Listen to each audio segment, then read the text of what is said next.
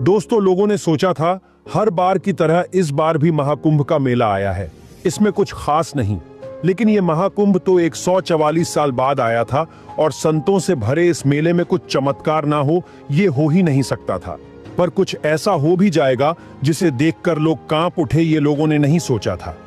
इस बार का महाकुंभ केवल एक धार्मिक मेला नहीं था, ये एक ऐसा रहस्य लेकर आया जिसे सुनकर लोगों के होश उड़ गए। आखिर उस साधु में ऐसा क्या था कि महिलाएं उसकी तरफ ही खींची चली जाती थीं, और आखिर महिलाएं गायब क्यों होने लगीं? एक एक कर आपको सब जानने को मिलेगा। पर अगर आप भी भगवान को मानते हैं तो वीडियो को लाइक करके कमेंट बॉक्स में हर हर महादेव जरूर लिखिए। आइए जानते हैं पूरी कहानी क्या थी।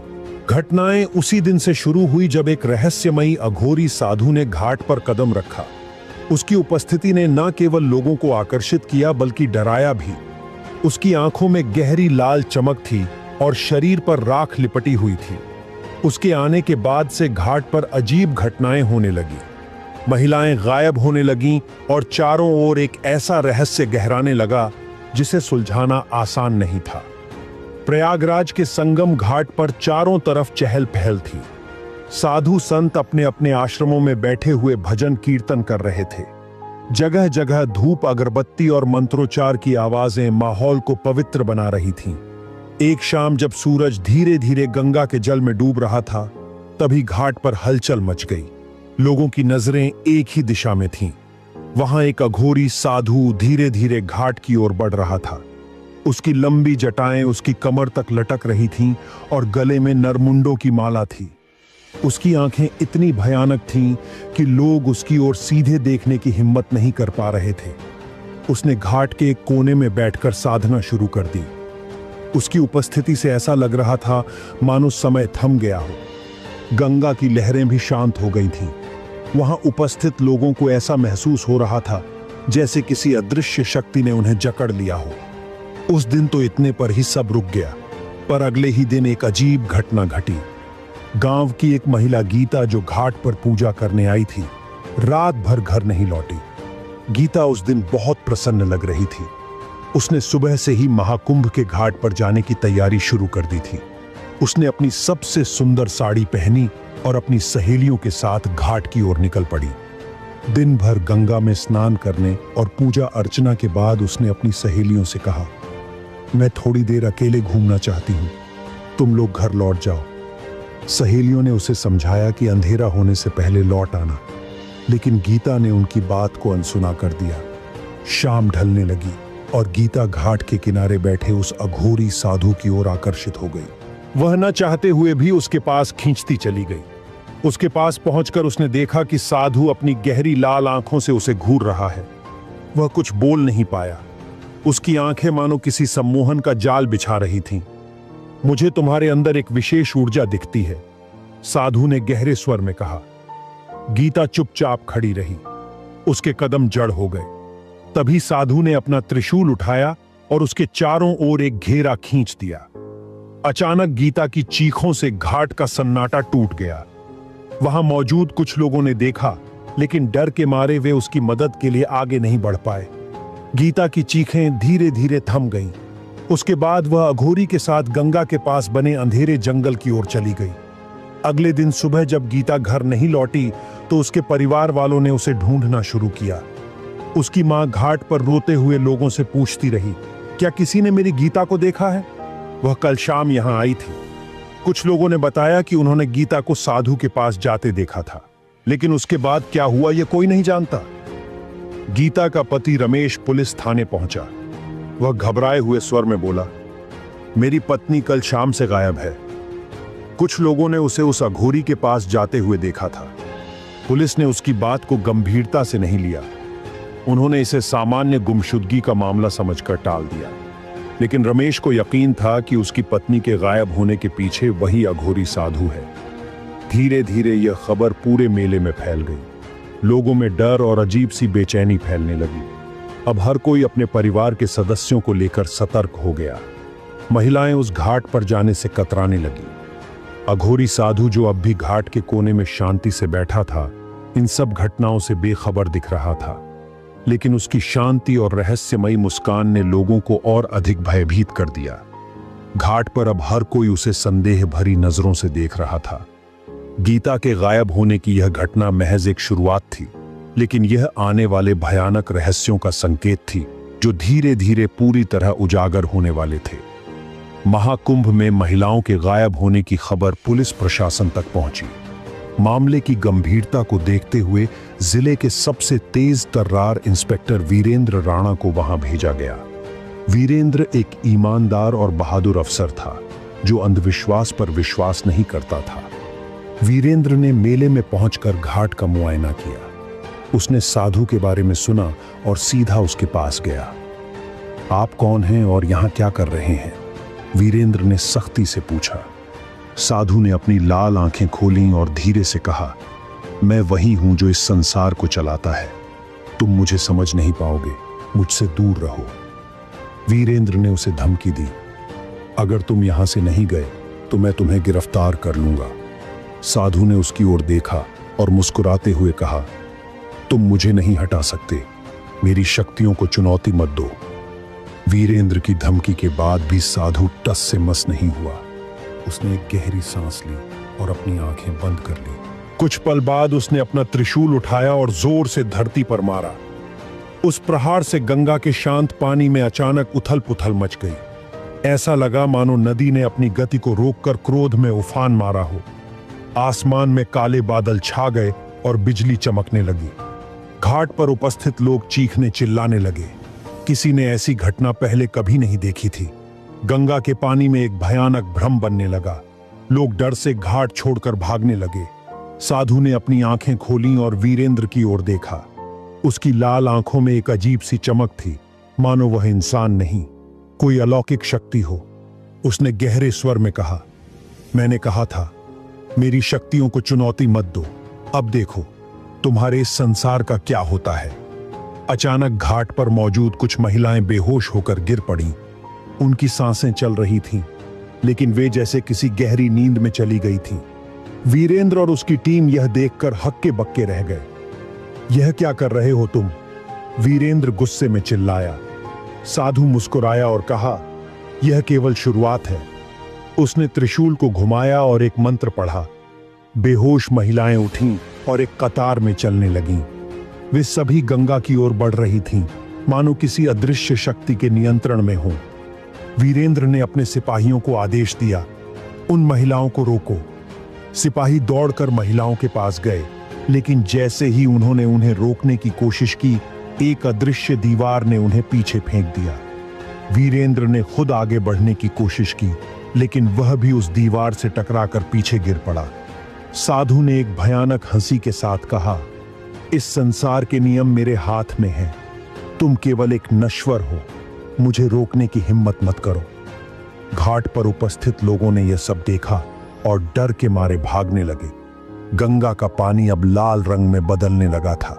वीरेंद्र राणा अब साधु की शक्तियों और उसके उद्देश्य को समझने के लिए दृढ़ थे। उन्होंने गंगा तट के आसपास छानबीन शुरू की और घाट पर मौजूद बुजुर्गों और ज्ञानी साधुओं से उस रहस्यमयी अघोरी के बारे में पूछताछ की। एक वृद्ध संत जो वर्षों से गंगा के किनारे तपस्या कर रहे थे, ने धीरे धीरे कहा, वह साधु कोई सामान्य व्यक्ति नहीं है। उसे अघोर पंथ की प्राचीनतम शिक्षा प्राप्त है।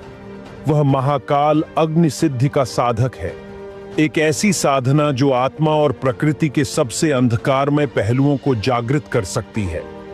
यह साधना उसे धरती और जल दोनों पर शासन करने की शक्ति देती है।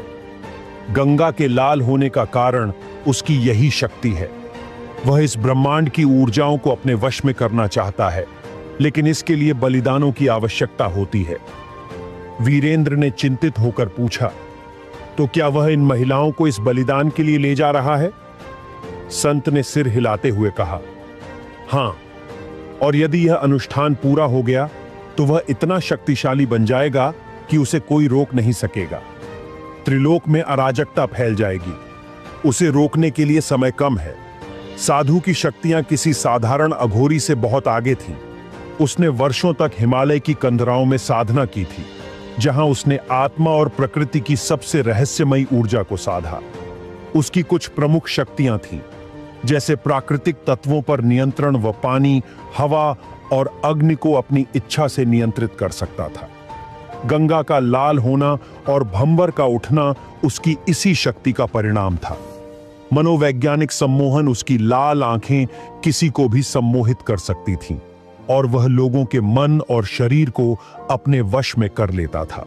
त्रिशूल की दिव्य शक्ति, उसका त्रिशूल केवल एक हथियार नहीं था, बल्कि उसमें ब्रह्मांडीय ऊर्जा संग्रहित थी। वह इसे धरती पर मारकर ऊर्जा तरंगें उत्पन्न कर सकता था। भूत प्रेतों और आत्माओं का नियंत्रण, वह अधूरी आत्माओं को अपने अधीन कर उन्हें अपने कामों के लिए इस्तेमाल करता था। कालचक्र का आह्वान, वह समय को नियंत्रित कर सकता था। उसका एक विशेष मंत्र समय को धीमा या तेज करने में सक्षम था।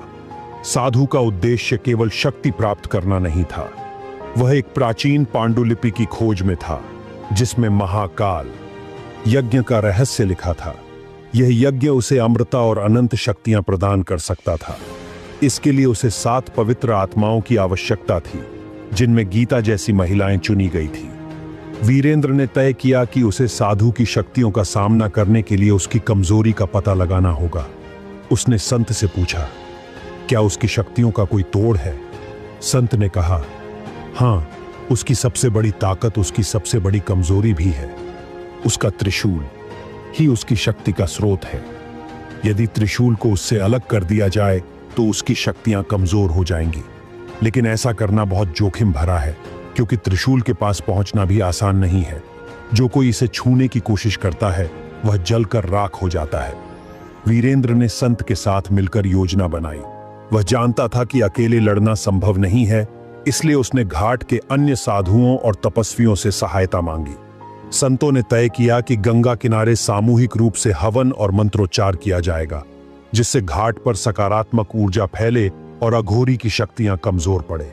साधु, जो घाट पर अपनी साधना में लीन था, अपने चारों ओर होने वाली हलचल को भांप गया। उसने अपनी आंखें खोलीं और दूर खड़े वीरेंद्र को देखा। उसकी मुस्कुराहट और गहरी हो गई। तो तुमने मुझे चुनौती देने का साहस किया है? उसने गहरे स्वर में कहा। उसने अपनी आंखें बंद कीं और कुछ मंत्र पढ़ने लगा। अचानक घाट पर भयंकर आंधी चलने लगी। गंगा का पानी और अधिक लाल हो गया। साधु ने अपने त्रिशूल को उठाया और हवा में घुमाया। एक तेज रोशनी का गोला बन गया, जो सीधा घाट पर मौजूद हवन स्थल की ओर बढ़ा। घाट पर संतों और तपस्वियों ने वीरेंद्र के नेतृत्व में हवन शुरू कर दिया। चारों ओर मंत्रोच्चार की गूंज फैल गई, जिससे घाट का वातावरण सकारात्मक ऊर्जा से भरने लगा। साधु को यह एहसास हो गया कि उसका साम्राज्य खतरे में है। उसने अपनी आंखें बंद कीं और गहरे स्वर में एक मंत्र पढ़ा। त्रिशूल से उठी ऊर्जा ने हवन स्थल को निशाना बनाया था, लेकिन संतों के मंत्रों की शक्ति ने उस ऊर्जा को रोक दिया। साधु के चेहरे पर गुस्से की लकीरें उभर आईं।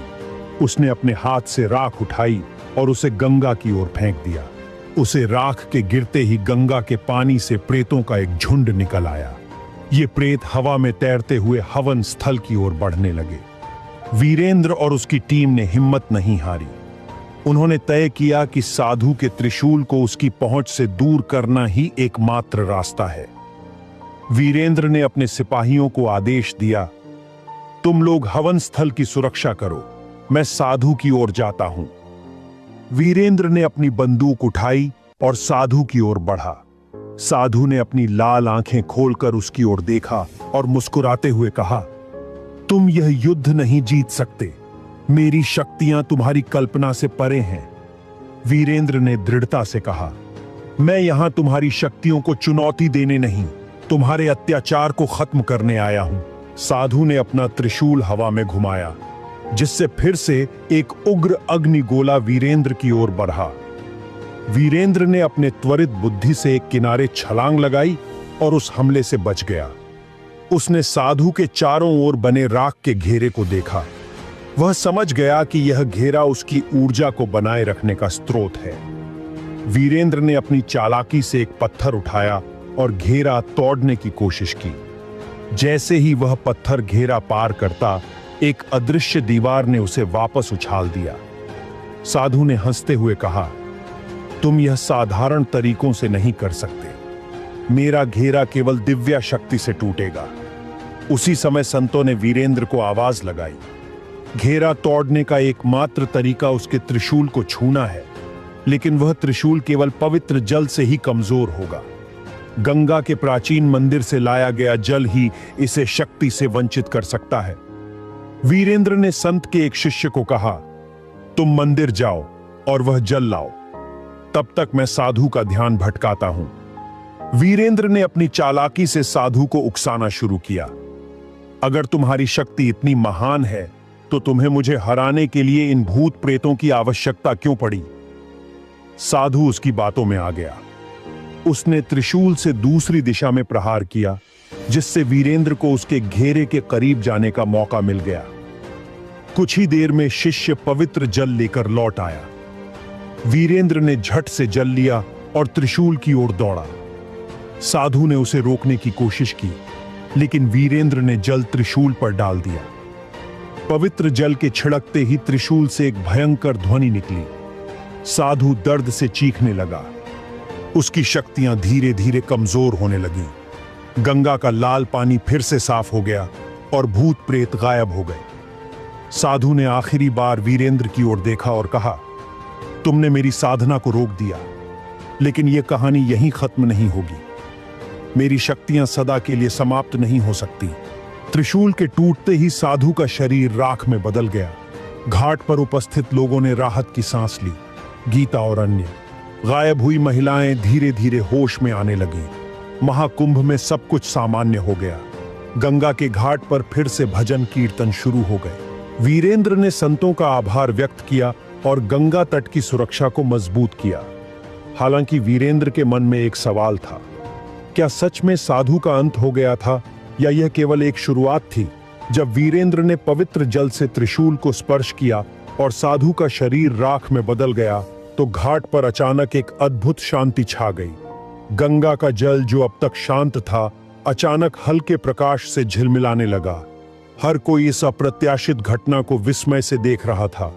वीरेंद्र ने संत की ओर देखा और कहा, क्या यह सच में समाप्त हो गया? तभी गंगा के ऊपर एक दिव्य प्रकाश उभरा। उसी राख से एक तेजस्वी आकृति प्रकट हुई। वह साधु का दिव्य रूप था। उसका चेहरा अब क्रोध और भयावहता से मुक्त था। उसकी आंखों में करुणा और शांति का भाव था। तुमने मेरी राह कठिन बना दी।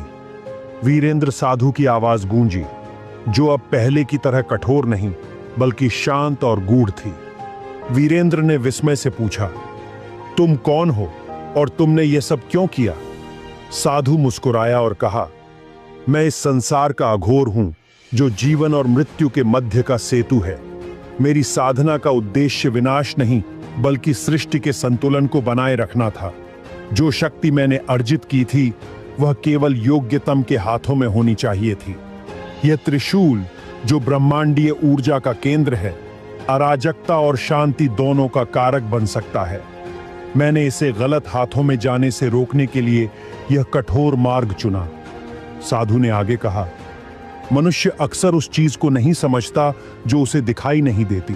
मेरी शक्ति को तुमने चुनौती दी, लेकिन यह तुम्हारा साहस और दृढ़ता थी जिसने तुम्हें इस परीक्षा में उत्तीर्ण किया। यह त्रिशूल अब गंगा की गहराइयों में विश्राम करेगा जब तक कि संसार को इसकी आवश्यकता न हो। साधु ने त्रिशूल उठाया और उसे गंगा की धारा में प्रवाहित कर दिया। जैसे ही त्रिशूल जल में समाया, गंगा की लहरें स्वर्णिम हो गईं। साधु ने अपने हाथ आकाश की ओर उठाए और कहा, मैं अब वापस वहीं जा रहा हूं जहां से आया था, विराट शून्य में जहां केवल शांति है। याद रखना, यह संसार संतुलन पर आधारित है। जब भी संतुलन बिगड़ेगा, मैं फिर लौटूंगा।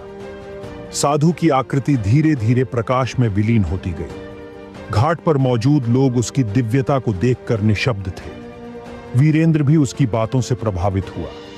उसने महसूस किया कि सत्य और न्याय के मार्ग पर चलने के लिए केवल शक्ति नहीं बल्कि विनम्रता और विवेक भी आवश्यक है। गंगा की लहरें शांत हो चुकी थीं और आकाश में सूरज की पहली किरण ने नया सवेरा किया। घाट पर मौजूद हर व्यक्ति के मन में उस दिव्य आत्मा के प्रति श्रद्धा का भाव जाग उठा।